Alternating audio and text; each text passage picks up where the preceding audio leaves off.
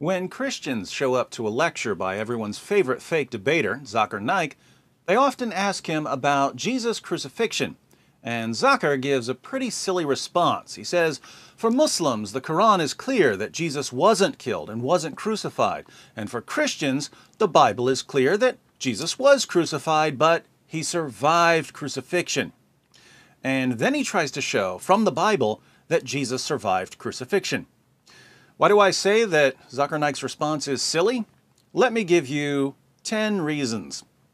First, every respected New Testament scholar and historical Jesus scholar on the planet, regardless of theological background, agrees that the Islamic view is wrong. Even non-Christian scholars agree completely with Christians on this point. For instance, the atheist New Testament scholar Geert Ludemann declares that Jesus' death as a consequence of crucifixion is indisputable. Marcus Borg of the notoriously liberal Jesus Seminar states that the most certain fact about the historical Jesus is his execution as a political rebel. Pinchas Lapid, a Jewish scholar, concludes that Jesus' death by crucifixion is historically certain.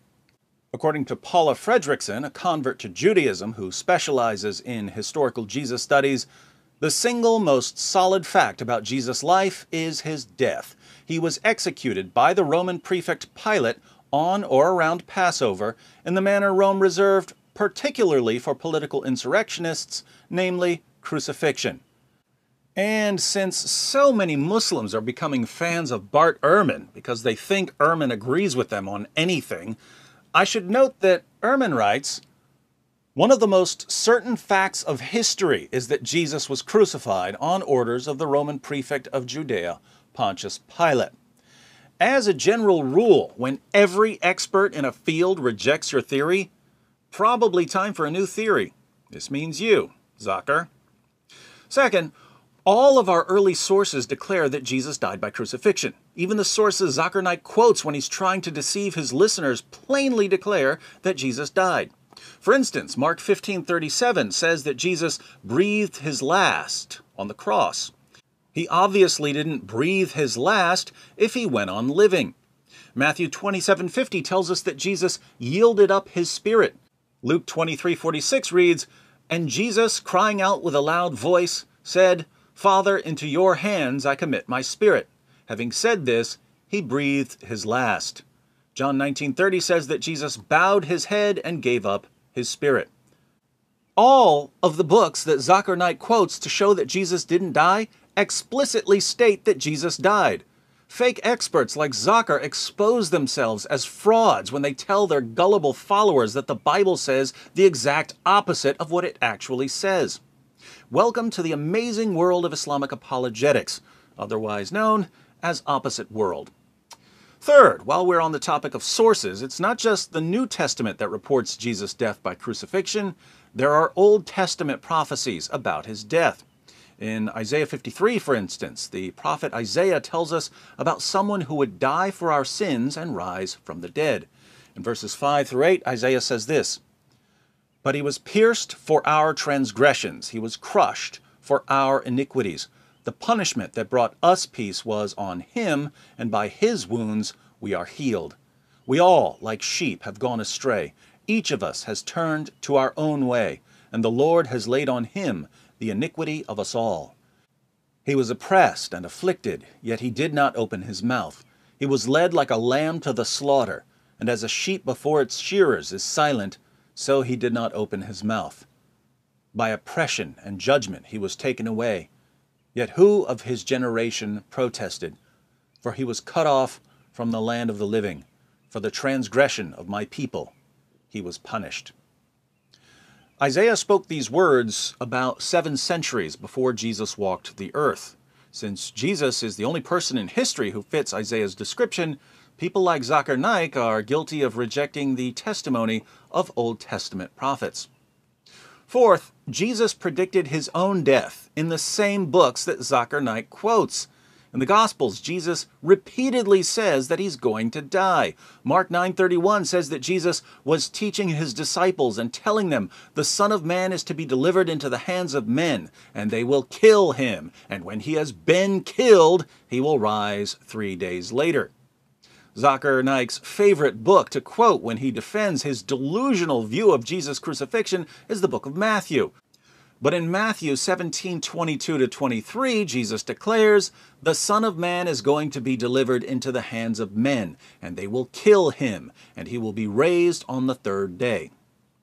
Somehow, when fake debater Zakir Naik reads about Jesus saying that he's going to be killed, he thinks Jesus is saying that he's not going to be killed.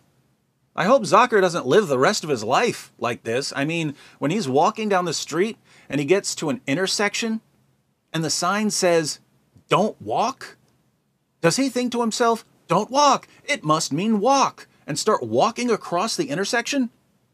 That's how he reads the Gospels. Fifth, also in Zakir Naik's favorite book to quote when he's claiming that Jesus never died, an angel at the empty tomb of Jesus says that Jesus has risen from the dead. In Matthew 28:5-7, an angel says to a group of women who had come to visit Jesus' tomb, "Do not be afraid, for I know that you are looking for Jesus, who has been crucified. He is not here, for he has risen, just as he said. Come, see the place where he was lying. Go quickly and tell his disciples that he has risen from the dead." Oh, let me guess. When the angel says that Jesus has risen from the dead, he really means that Jesus never died, because angels always say the opposite of what they mean, according to the Zakir Naik method of scriptural interpretation. Sixth, Jesus' followers claimed that he had risen from the dead because he appeared to them after his crucifixion. But if Zakir Naik is right, and Jesus actually survived Roman crucifixion, he would have been so horribly mangled and disfigured that no one would ever have concluded that he had risen from the dead. Jesus wouldn't have been able to walk for months. His skin and his back muscles would have been torn to shreds. His wounds would have been badly infected. If Jesus had appeared to the apostles in that state, they would have been yelling for a doctor, not proclaiming his resurrection as the foundation of Christianity.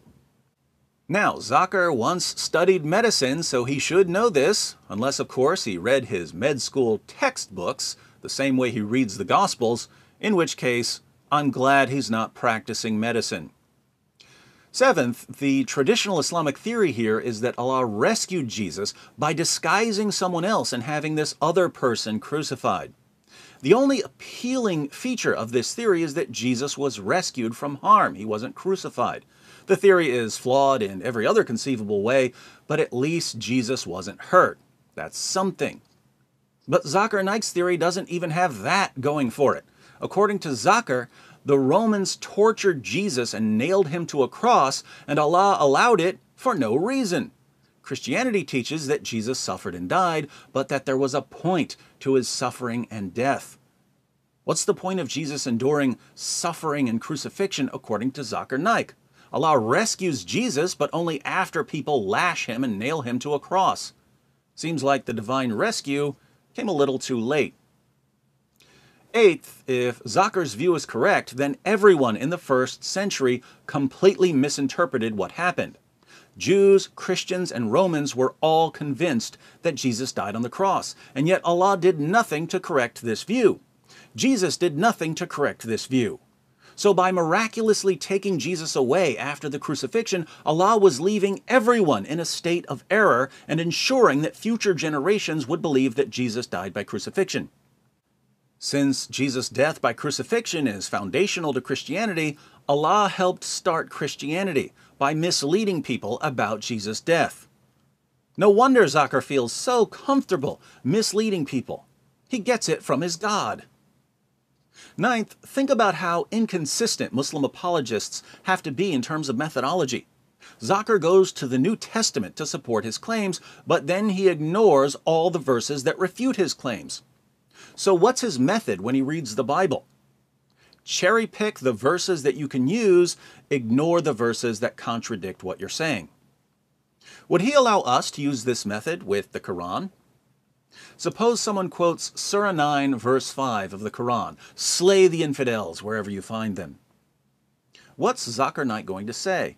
Oh, you have to look at the context of Surah 9. You have to look at the surrounding verses. You have to look at other verses in the Quran. You have to look at the historical situation. Guess what? I agree completely. These are basic rules of interpreting a text. But when Muslims go to the Bible, they throw out the most basic rules of scriptural interpretation. Why? Because they have to. An incoherent position can only be defended with an inconsistent methodology. Surprise, surprise, Islam's top apologists are thoroughly inconsistent. 10th, even if we throw reason and logic and facts and scholarship out the window and believe all the ridiculous things Zakir Naik tells us, Islam still turns out to be false. The point of bringing up the crucifixion is to show that the Quran is wrong when it claims that Jesus wasn't crucified. But even if we believe everything Zakir says about Jesus' crucifixion, we still have to conclude that the Quran is wrong. If Jesus was nailed to a cross, but somehow survived, the Quran is wrong when it says that Jesus wasn't crucified. Hence, Christians can listen to Zakir's entire presentations and reply, "Thank you, Dr. Naik, for proving that Muhammad was a false prophet."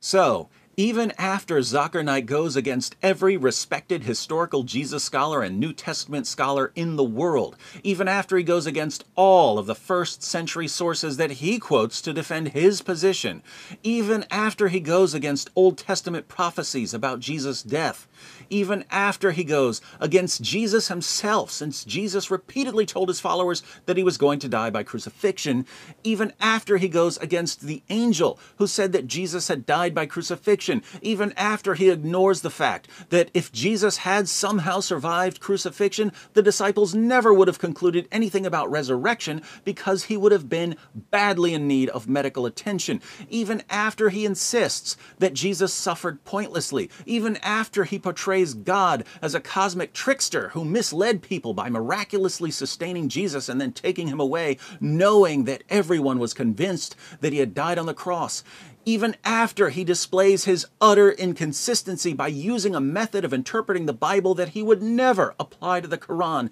even after all of this, Islam still turns out to be false. No wonder Zakir has been running from Christian debaters his entire career. If this man ever steps on stage with an experienced Christian debater, just one, it's game over for him and for his gullible followers.